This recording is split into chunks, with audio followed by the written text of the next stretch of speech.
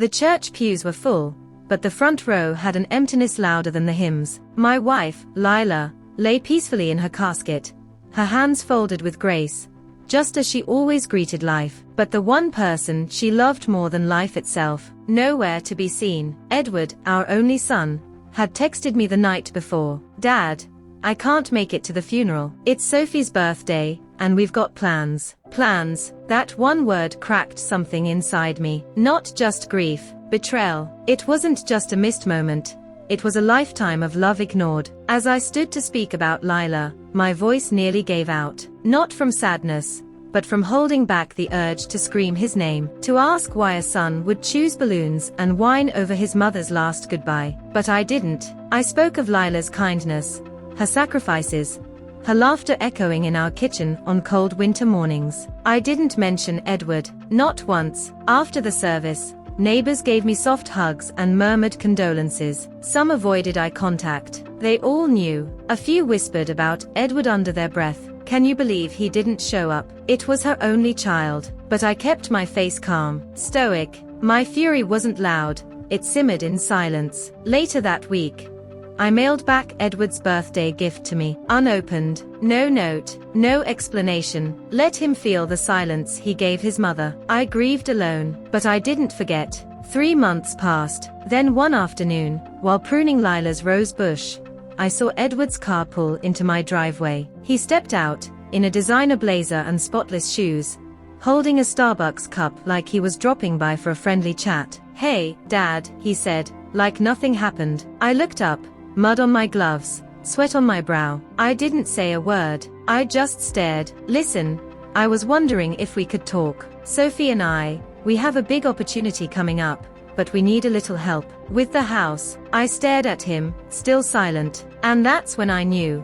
This wasn't a visit. This was a request. He skipped his mother's funeral for cake. Now he was standing on her porch, asking for her house. And I had just begun digging more than roses. Edward's voice had that same syrupy tone he used when he wanted something. He stepped closer, brushing a speck of dirt off his sleeve as if the garden offended him. Dad, he said again, with an exaggerated sigh, we've been thinking. You're here all alone now. This house, it's too big for one person. You don't even use the upstairs anymore, do you? He walked right past me and stepped onto the porch, looking around like a realtor about to show the place. He didn't even wait to be invited in. That was always his way, entitled, assuming. I stood still, gripping the gardening shears tighter. You know, Sophie and I are expanding. She's starting a new influencer line, home decor, lifestyle stuff. She wants to do shoots in a rustic place, something vintage, but still warm. This place would be perfect. With a few updates, of course. He smiled wide,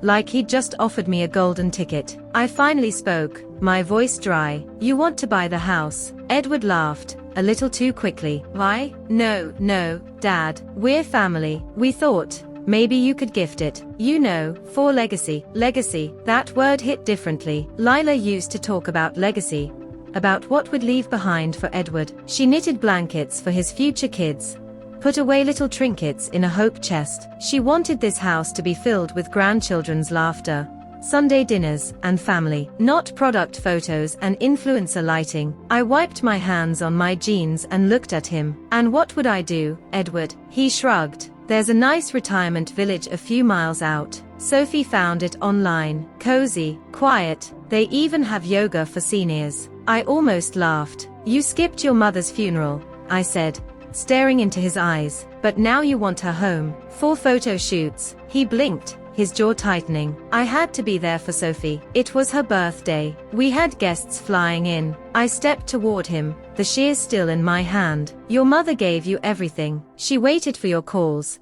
saved your drawings, cried on nights you didn't visit, and you couldn't give her one day. He tried to speak, but I raised a hand. Go back to your car, Edward, before I say something I won't regret. He looked stunned, like he expected me to roll over and hand him the deed. But I wasn't done. The real revenge was just beginning. 3 days passed before Edward texted again. This time, it was more polished, like a lawyer had helped him draft it. Dad, I'm sorry if my last visit came off wrong. We were just trying to think practically. It would mean so much to Sophie to have a space that feels like family. Let's talk when you're ready. Family. The irony made me grit my teeth. Sophie never even liked this house. She once joked it smelled like antique sadness during a Thanksgiving dinner, loud enough for Lila to hear. Lila had only smiled, quietly slicing the turkey while tears shimmered in her eyes. Now that same woman wanted the home she mocked. She wanted the kitchen,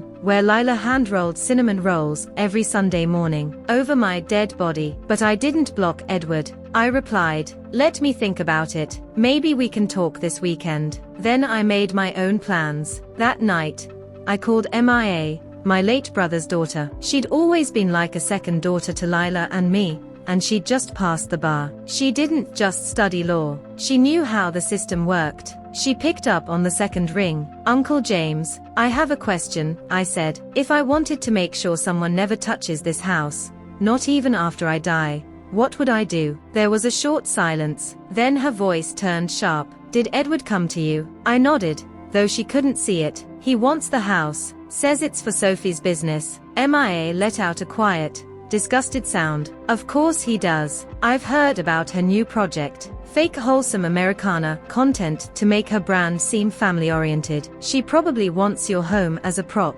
"Exactly. I'll draft the paperwork. A living trust. You'll retain ownership until you die, and then the property passes to whoever you name.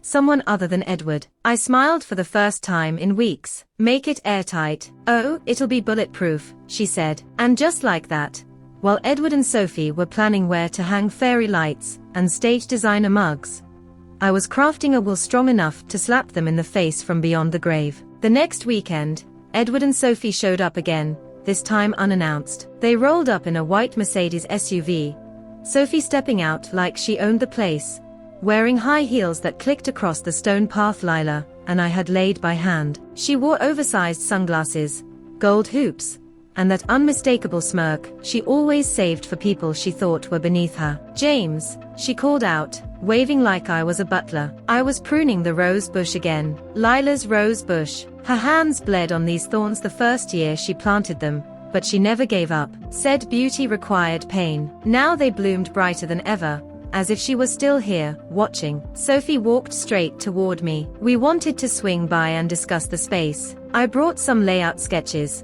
What walls would open up, where we'd put the exposed beams. Rustic chic, you know. Edward followed behind, quieter this time, his eyes darting. "Guilt or strategy?" I gestured toward the porch. "Sit down, let's talk." They settled onto the same bench where Lila and I used to sip tea at sunset. It was strange watching them sit there, like watching strangers touch something sacred. Sophie pulled out her phone. "Okay, so imagine this. We knock out that wall." She pointed and opened the kitchen. "Natural light. We'll need to replace the old cabinets, obviously. The charm is great, but not great for engagement, you know." I looked at her. "Do you know what happened in that kitchen?" She blinked, still smiling. "What?" "That's where Lila fainted the week before she died. She hit her head on the tile. I held her until the ambulance came." The silence was sudden. Edward cleared his throat. "Dad, maybe this isn't the time." "No," I interrupted. "This is exactly the time." I turned to Sophie. "Tell me, where were you on February 17th? She shrugged. "My birthday. We were at the vineyard. Edward rented a villa. And do you remember what else happened that day?" She paused, then glanced at Edward. He looked down. "It was the day your mother was buried," I said coldly. "The day you chose red wine and selfies over standing by your father, over honoring the woman who raised your husband." Sophie opened her mouth to respond, but I stood up. "You don't get to carve up her house for your Instagram empire. You lost that right the day you stayed at a vineyard while I buried my wife." Sophie's face turned red, part embarrassment, part offense. "We didn't mean any disrespect, James. It was just a bad time." I told Edward maybe he should go, but he said you understood. Edward looked like he wanted to melt into the bench. "Dad, I made a mistake. But this house, it can be more than just memories. Sophie and I can turn it into something beautiful. It won't be forgotten." "That's your pitch," I said, voice low. "Turn my home into a backdrop for brand deals and photo shoots, and call that preserving her memory. Edward ran a hand through his hair. No, look, we're offering you something too. We can pay off your bills, set you up in that retirement place Sophie found. It's upscale, gated, social events, even a golf simulator. You won't be alone. That word again, alone. They thought I feared solitude. I looked them dead in the eye. I'm not alone. I've got memories here. Memories you discarded like trash. Sophie leaned forward, too eager. We could even do a memorial corner. You know, a Lila space, vintage pictures, her favorite mug, a cozy chair. People love authenticity these days. I stood so suddenly, they both flinched. You think you can bribe me with coffee tables and fake sentiment? This house isn't just wood and nails. It's 42 years of love, of hardship, of healing. You don't deserve a single inch of it. Edward stood up,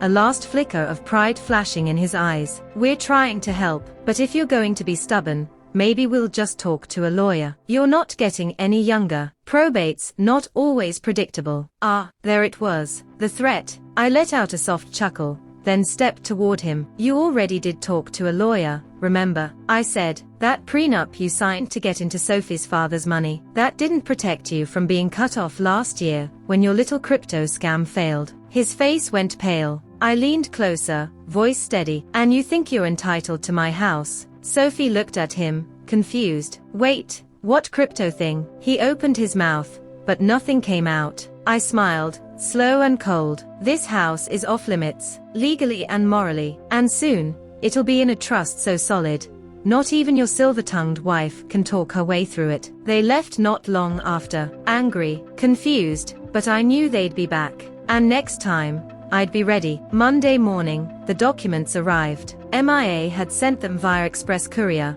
neatly packed in a leather folder with a gold-embossed label.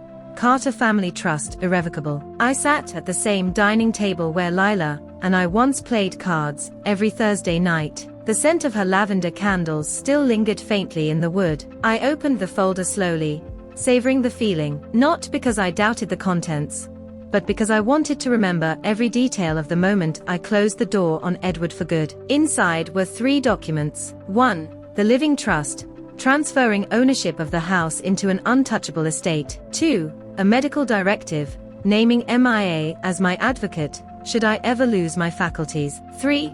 A will, leaving Edward exactly one thing. A worn-out leather journal his mother had kept, filled with letters she wrote to him when he stopped visiting. He wouldn't find money in those pages, only guilt. I signed each page slowly, the weight of the pen heavier with every stroke. Not with hesitation, but with finality. Each signature was a brick in the wall I was building between them and the life they assumed they were entitled to. Later that afternoon, I called MIA. It's done, I said. She sounded pleased. I had the trust filed already. It's official. No court challenge can touch it unless they want to waste years. They won't, I said. They only care about shortcuts. And the journal. I'll leave it in the attic, I replied. If he ever dares come back again, he'll get it. Nothing else. We spoke for a few more minutes. Then I hung up and went upstairs. Yes, upstairs. The same part of the house Edward said I didn't even use anymore. I walked past the guest room, Lila's old sewing room, and into the attic. The journal sat inside a carved cedar box. I placed it carefully at the center of the room under a beam of light peeking through the roof vent. Let it wait. Let it collect dust and truth. Let him find it when he's desperate. Not for money, but for redemption, if that day ever comes. The next week, I noticed something strange. It started with a knock. Not Edward, not Sophie, a well-dressed young woman holding a clipboard and smiling far too brightly for a Tuesday morning. Good morning, Mr. Carter, right? I'm Tessa from Brightstone Realty. I heard this property might be going up for sale, and I wanted to be the first to. I held up a hand. Stop right there. Who told you this house was for sale? She looked flustered. I was told by a client of mine that the son of the homeowner mentioned plans to sell. I assumed. You assumed wrong. I stepped out onto the porch, blocking the doorway. This house isn't for sale. Not now. Not ever. Tessa stammered. Sorry, sir. I didn't mean to intrude. I was just told it was a family decision. I almost laughed. A family decision? I asked. Funny. The only family who matters is in the ground behind this house, and she sure didn't co-sign that lie. She backed away quickly, apologizing again, as she got into her car. I stood on the porch until she was gone. It didn't take a genius to figure out what had happened. Edward must have assumed I'd fold, that after some cooling down, I'd sell, maybe even feel guilty for being so difficult. So he'd gone ahead, hinted to a few agents, maybe even lined up a buyer. Entitled as always, I picked up the phone and called MIA. "Get ready," I said. "Let me guess, realtors?" She replied dryly. "Yup, told them to get lost, but Edward's testing the waters." MIA paused. "Time to escalate," I nodded. "Time to teach him what consequences feel like." We made a plan, tight, legal, quiet, no drama, no screaming matches, just paper, ink, and undeniable power. First, MIA drafted a cease and desist letter addressed to Edward, explicitly forbidding him from presenting himself as having any claim or influence over the estate or property. It was laced with legal threats and backed by citations strong enough to make any lawyer sweat. Then we sent a quiet memo to 3 major realty firms in the county. Carter House is not for sale. Any attempts to list, photograph, or pitch the property without authorization will be considered trespassing and fraud. In less than 48 hours, the noise stopped. Edward had thrown his bait into the water, but I had emptied the lake. A week after the realtor incident, I received a letter, not an email, a handwritten letter. That alone made me pause. The envelope was thick, cream-colored, with a faint lavender scent, Lila's signature fragrance. I stared at it for a long moment before opening it, already knowing who had sent it. Sophie. Inside was a neatly written note in flowing cursive. "James, I realize we've gotten off on the wrong foot. I never meant to disrespect your home, your traditions, or Lila's memory. I understand now how important this place is to you. Edward's been under a lot of pressure, and I've pushed him in ways I shouldn't have. I know how it looks, but please believe, we just want to build a life filled with love, and this home felt like a beautiful part of that. If there's any way we can move forward, not with contracts or threats, but with compassion, I'd love to come by and hear more about Lila. I think I missed the chance to really know her." Warmly, Sophie. It was manipulative, sweetened just enough to seem sincere. But what struck me most wasn't the words, it was the scent. She'd gone through Lila's things, hadn't she? Dug out one of her old perfumes to make this feel familiar, safe, like family. I set the letter down and stared out the window. In the backyard, Lila's garden was alive with butterflies. Her roses bloomed in fiery red. The oak tree stood tall, the one where she used to hang wind chimes that sang softly at night. Sophie and Edward couldn't fake that. They couldn't buy that with money or followers or pretty letters. They didn't know the weight of holding Lila's hand after her diagnosis, of watching her knit through the pain, of hearing her whisper my name in the dark when she couldn't sleep. I pulled out Lila's old photo box from under the coffee table. Inside were snapshots of life, Polaroids of Edward covered in spaghetti at 2 years old, Lila beaming on our 30th anniversary, blurry pictures of rainy days and birthday cakes. Real life, real legacy. Not one corner of this house could be recreated with filters or edits, and I wouldn't let them have even a single brick. They didn't deserve it. Not after what they chose, not after what they skipped. Just when I thought I was standing alone against Edward and Sophie's ambitions, an unexpected knock came one rainy afternoon. It was MIA. She'd driven 2 hours through the storm just to check on me. "I've been reviewing some of Edward's financial records," she said, stepping inside and shaking off her coat. I brewed us both some tea, and she sat at the kitchen table, pulling out a thick folder. "Turns out," she began, "he's in deeper trouble than you think. His investments have been tanking for months. That crypto scam you mentioned, it's just the tip of the iceberg." I frowned. "How bad is it?" MIA sighed. "Bad enough that Sophie's influencer business isn't making as much as they let on. They are burning through cash fast. And from what I can tell, this house is their last big hope to bail out." My jaw tightened. "So that's why they are desperate." "Exactly. But here's the kicker," MIA added, flipping through pages. "They've been hiding debts from you. Loans taken out under false names. Credit cards maxed with your address as a reference. If they get control of the house, they could try to liquidate it and wipe out those debts." I stared at the documents, a cold rage settling in. "They think I don't know," or that I won't fight back, I said. MIA smiled. You're already 10 steps ahead. That trust we set up, it's airtight, they won't get a penny, and if they try anything shady, I'm ready to sue. Relief washed over me. Having MIA by my side was like having a shield I hadn't realized I needed. I looked at her and said, "Thank you, MIA, for everything." She nodded. Family is more than blood. We'll protect what's yours. Outside, the storm eased, and the first rays of sun peeked through the clouds. For the first time in weeks, I felt hope, because even when your own son turns his back, sometimes family finds you in the most unexpected places. A few days later, the phone rang. It was a number I didn't recognize. "Hello," I answered cautiously. "Mr. Carter, this is Clara,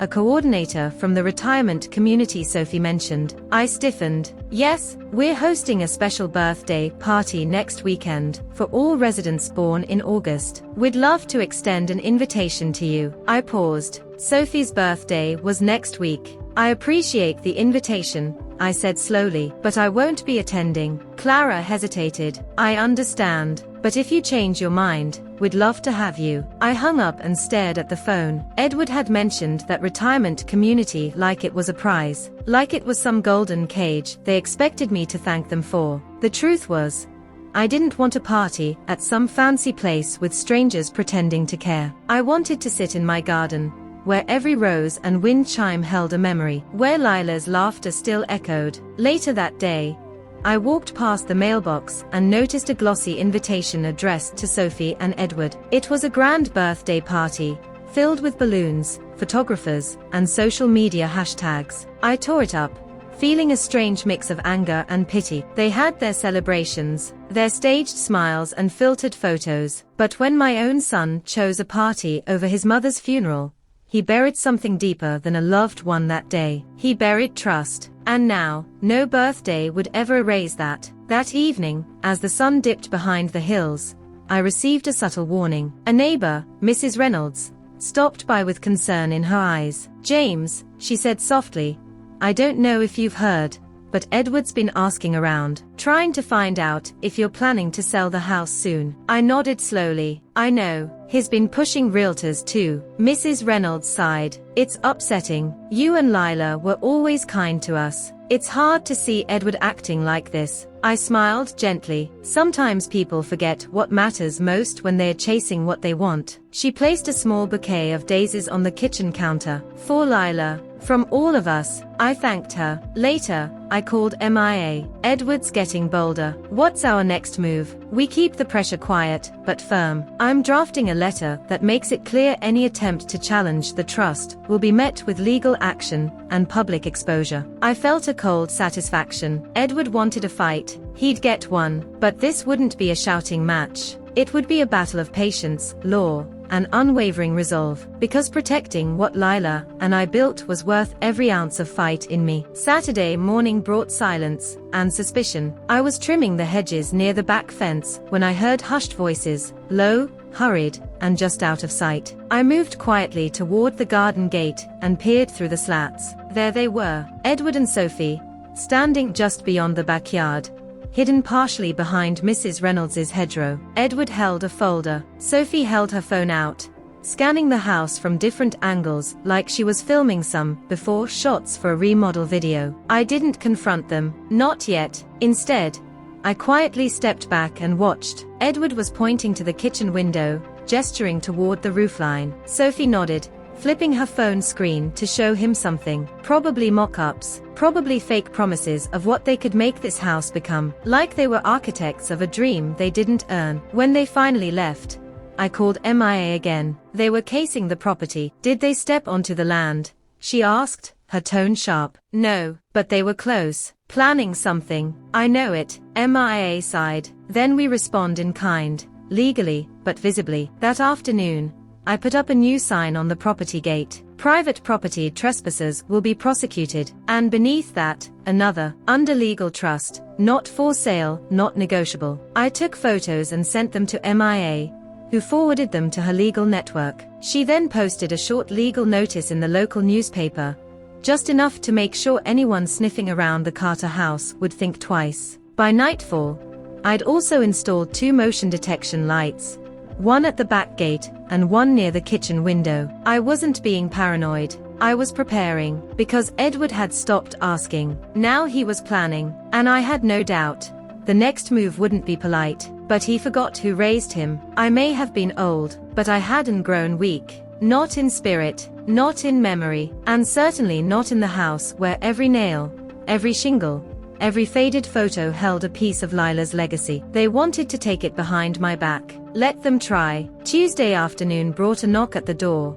A man in a navy blazer, polished shoes, and that too eager smile that screamed salesman. "Mr. Carter?" he asked. "Yes, my name is Mason. I'm a private investor looking to purchase homes in this neighborhood. Off-market, quiet deals. I heard your property might be available." I crossed my arms. "Where do you hear that?" He hesitated. "Word of mouth, small town networks. We have clients looking for something vintage, full of character. We're willing to offer above market. Cash, cash," I repeated flatly. "And who gave you my name?" He gave a practiced chuckle. "Names get around. I work with several family estate professionals. One of them might have passed it along." Liar. I knew exactly where this came from. Edward. This was a probe, a test, a chance to see if I was wavering. "Well, Mason," I said calmly, "you can take that cash and use it to fix your broken compass.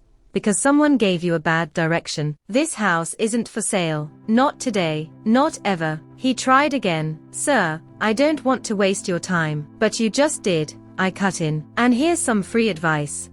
If you show up here again, without a court order, or a family tree with my name at the root, you'll be trespassing." He raised his hands and stepped back. "All right, message received. Just doing my job." I shut the door without another word and watched him walk briskly to his BMW. That night, I sat on the porch with a cup of tea and looked at the stars, Lila's stars. She loved constellations, believed every lost soul found its way back to the sky. But I wasn't ready to be a star yet. Not until I'd seen this fight through. Edward and Sophie had crossed a line today, sending strangers to sniff around my home like wolves circling an old stag. But I wasn't prey. Not yet. And the more they pushed, the deeper they'd fall when it came crashing down. Because I wasn't just guarding a house. I was guarding a grave, a marriage, a memory. That night, after Mason the investor left my porch, I couldn't sleep. The house creaked in the quiet, familiar, comforting. It wasn't loneliness that kept me awake. It was something heavier, something unfinished. I climbed the stairs slowly, one hand on the railing. At the end of the hall, beyond the sewing room,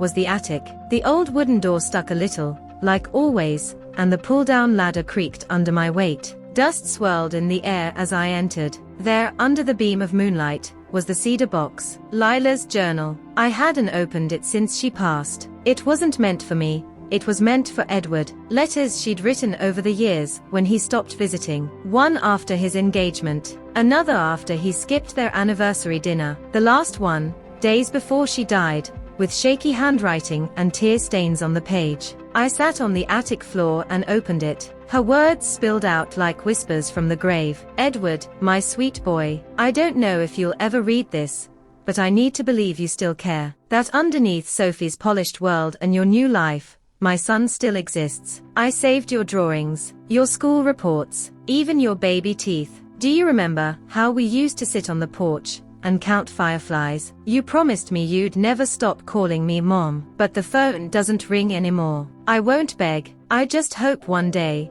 you remember who you were before all of this, before you forgot what home really means." My throat tightened. I closed the book gently and placed it back inside the box. Not out of anger, out of respect, because the time for yelling was over. Now it was about letting truth do what money never could. Let him read it one day. Let it haunt him the way his absence haunted her. Let him know what he threw away. Downstairs, I made my decision. Next time he came to the house, I wouldn't argue. I'd hand him the journal. And nothing else. He wanted a house. I'd give him a history he couldn't escape. 3 days later, Edward returned, this time without Sophie. He pulled up in his sleek grey SUV, like he was just dropping by for coffee. No flowers, no apology, just that tight-lipped, corporate smile he wore like armor. "Dad," he said, stepping onto the porch. "Can we talk?" I didn't answer, just opened the screen door and stepped aside. He walked into the living room and looked around, as if he didn't recognize it anymore. Like the worn-out rug and the creaky floors offended his expensive shoes. I wanted to say,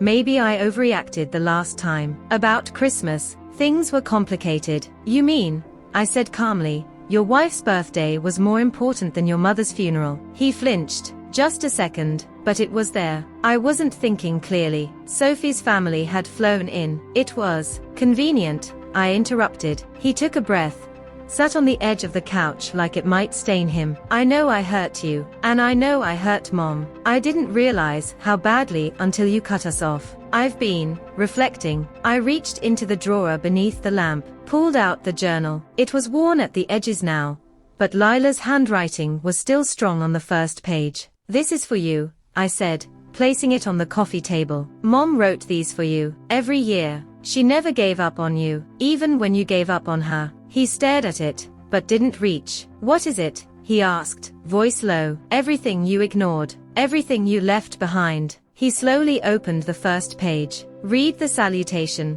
And that's when I saw it. His mouth parted, his hand trembled slightly, as he flipped to the next entry, and the next. By the time he reached the last letter, he wasn't breathing right. His voice cracked. She wrote all this. She died the day after that last entry." He closed the journal. His eyes were red now, but he wiped them before any tears dared fall. "I didn't know," he whispered. "No," I said. "You didn't want to." He sat in silence for a long time, the journal in his lap like a weight he couldn't carry. I didn't comfort him. That wasn't my job anymore. Edward didn't speak for several minutes. The journal sat heavy in his hands, like it carried more than ink and paper, like it carried a version of him that had died with Lila. When he finally looked up at me, something in his face had changed. The sharpness was gone. He looked like a man who'd been stripped bare. "Dad," he said, voice rough, "I messed up. I know that now. I don't deserve anything from you, but I need to ask one more time." I crossed my arms. "Go on." "I'm in trouble. Financially. I made some bad decisions.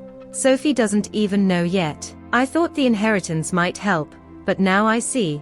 It's not just about money." He placed the journal gently on the table. "I know this house means something to you, and to Mom, but I'm not asking for the house anymore." That surprised me. "I'm asking for a second chance," he continued. "Not to take anything, just to prove I haven't completely become someone you don't recognize." My silence was intentional. He shifted nervously. "I'll volunteer here in town. Fix up the house if you want. I'll stay in the guest room, not ask for a dime. I just want to earn your trust back. Mom's too, even if she's not here to see it." It wasn't what I expected, and for a moment, I wanted to believe him, but then I remembered the cold silence on the night of the funeral, the unanswered calls, the way he posted pictures with Sophie and cake and candles, while I stood over his mother's grave alone. I leaned forward. "You want a second chance?" I asked. "Yes, then start by helping someone who never stopped needing you." He frowned. "What do you mean?" I got up and pulled open the drawer beside the bookshelf. From the stack of letters, I chose one, an envelope with handwriting he hadn't seen in years. "Your little sister," I said. "She's been sober 2 years now, living in a women's halfway house in Ohio. You stopped answering her letters too. Maybe start there." He paled. "Emma," he whispered, "she still asks about you." He swallowed hard. "I didn't know, because you didn't care to know. I didn't raise my voice. I didn't have to. Some truths are loud enough all on their own." 2 days passed before I saw Edward again. This time, Sophie was with him. She walked in like she owned the place. Designer bag, flawless makeup, and a phone in her hand that never stopped buzzing. She didn't even look around or acknowledge Lila's photos on the wall, just marched into my living room and sat down like she was meeting a client, not her husband's grieving father. "We need to talk," she said, crossing her legs. I looked at Edward. He was quiet, hands clenched in his lap. "Sophie didn't wait for permission. Edward told me you gave him some letters, that you guilt-tripped him." "That's fine. Emotions are messy, but we're in a real situation here. Our accounts are frozen. The investors are pulling out." His desperate, and you're sitting on property and assets that could solve this in a heartbeat. I raised an eyebrow. And you think this approach will help? She leaned forward. We're family. I laughed. She blinked, caught off guard. You skipped his mother's funeral for mimosas and cake, I said. And now you want to cash in on what she left behind. It wasn't like that, she snapped. You don't know what it's like to juggle commitments. Edward made his choice, and I supported it. But this is survival. I turned to Edward. So this is your second chance. He couldn't meet my eyes. She's not wrong, he muttered. We're losing everything. Sophie stood up again, pacing. You can hold on to your pride. Or you can help your only son not lose everything. We'll sell the house, pay off the debt, and start over. You can even stay in the guest house, if that's what you want. I stared at her. Do you even hear yourself? Don't get sentimental, she said, her voice rising. Lila's gone. She wouldn't want her family to fall apart over a grudge. My blood simmered, but I stayed calm. She left this house to me, I said slowly, because she knew what would happen when you came knocking. Sophie's eyes narrowed. So that's it, you're choosing a house over your son? No, I said, standing. I'm choosing self-respect over parasites. Edward finally looked at me. His face was pale, humiliated. Sophie stormed out without another word. He lingered for a second longer. I'll come back alone, he said quietly. I'll be here, I replied. But don't come asking for money. Come ready to fix what you broke. 3 days later, Edward returned. Alone. He looked different.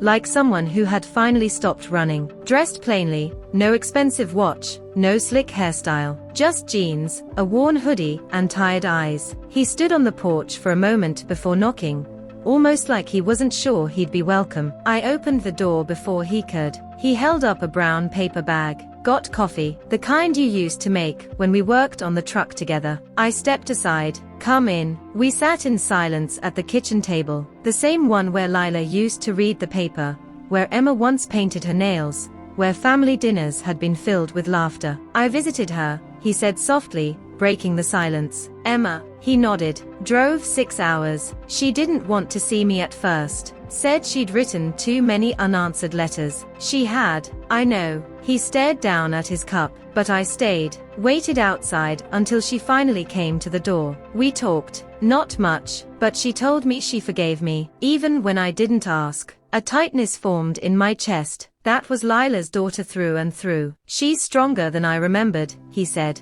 And kinder. I nodded. She always was. He looked around the kitchen, eyes resting on Lila's old apron still hanging by the pantry. I forgot how much she did for all of us, especially for me. You didn't forget, I said. You just stopped caring. He flinched, but then nodded. I want to fix things, Dad. Not just for show.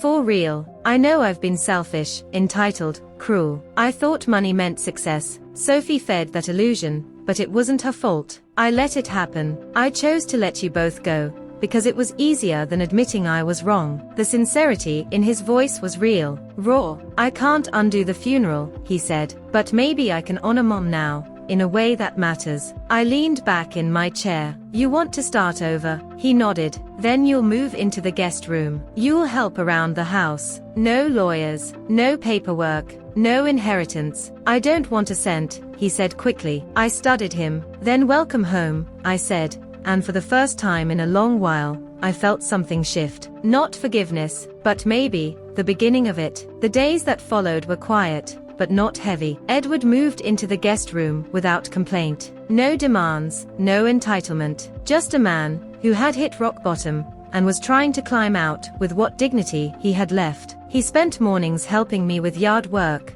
fixing the broken railing Lila had asked him to look at years ago. He repainted the porch swing she loved, even though she'd never sit in it again. He sorted through boxes in the attic with me, photos, old Christmas decorations, trinkets from Emma's school days. One afternoon, I found him holding a crumpled Mother's Day card he'd made in 2nd grade. His eyes were glassy. He didn't speak, but I didn't need him to. That card said more than an apology ever could. Each evening, we'd sit on the back porch. No TV, just the wind through the trees and the faint creak of the swing, as we talked about everything except what had happened. Until one night, he broke the silence. Do you think Mom would have been proud of me if I keep trying? I looked at him long and hard. She'd be proud the moment you started. He smiled faintly. I wish I'd come back sooner. We all wish for something, I said. Wishing doesn't make the past disappear. But work gives the future a fighting chance. He nodded slowly. I sent Emma a letter, he added. Told her I want to be in her life again. As her brother. Nothing else. How did she respond? She called me. Said she's not ready. But she appreciated it. That's something. The next day, Edward surprised me. He'd taken the liberty of restoring Lila's garden. The flower beds were cleaned out, the soil turned. Her favorite marigolds and daffodils had been planted again, row by row. He even found her garden gnome, the one she loved, but I always thought was ridiculous, and placed it right back under the lilac bush. When I stepped outside and saw it all, I didn't say a word. He just looked at me and said, she deserved to be remembered with life. It wasn't forgiveness I felt. It wasn't revenge either. It was something slower, something earned. He was finally beginning to understand what love meant, what family meant. Not through gifts or inheritance, but through sweat, sorrow, and silent respect. And that was a kind of justice Lila would have smiled at. It was a quiet Sunday when Emma returned. She didn't call ahead, just showed up with a duffel bag slung over her shoulder, and that guarded look in her eyes. The one she wore after the funeral, when it felt like everything stable had crumbled. I opened the door, heart suddenly caught in my throat. I thought maybe it was time, she said softly. I stepped aside. Edward was in the kitchen, drying dishes. When he turned and saw her, he froze, like he was afraid to breathe, afraid he'd scare her away. Emma didn't speak at first. Then she walked up and placed a small photo frame on the table. It was an old picture of the three of us. Lila in the middle, arms around both kids, laughing in that effortless way she always had. I found this, Emma said. Figured it belonged here more than in my apartment. Edward reached for it, hesitated, then gently touched the glass. I remember that day. She made us do 3 outfit changes, 4 options. Emma chuckled. She always wanted choices. It was small, but it was something. Over dinner, the conversation remained surface level. Work, weather, some gossip about the neighbors. But there was no tension, just cautious peace. Afterward, Emma asked if she could walk through Mom's garden. Edward didn't offer to join her, and I knew that was intentional. She came back 15 minutes later, with dirt on her fingertips and tears in her eyes. It's beautiful, she whispered. She would have loved it. Edward stood slowly. I planted it for her. I know. And for a few moments, they just stood there. No hugging, no melodrama, but in their silence was something sacred. Something neither had been ready to say aloud. That night, as Emma settled into her old room, and Edward washed the last of the dishes, I stood outside under the stars and thought about Lila. She would have wanted this. Not revenge, not broken legacies, just her family back together, learning how to be whole again. Was justice served? Yes, but not in the way I imagined. I didn't need courtrooms or dramatic confrontations. I needed this. My son scraping paint off an old swing, my daughter returning home on her own terms, and the legacy of a mother who loved deeply and deserved better. This wasn't the ending I envisioned. It was better, because forgiveness, when earned, not asked for, has more power than any revenge could ever hold. And that was the final gift Lila left us.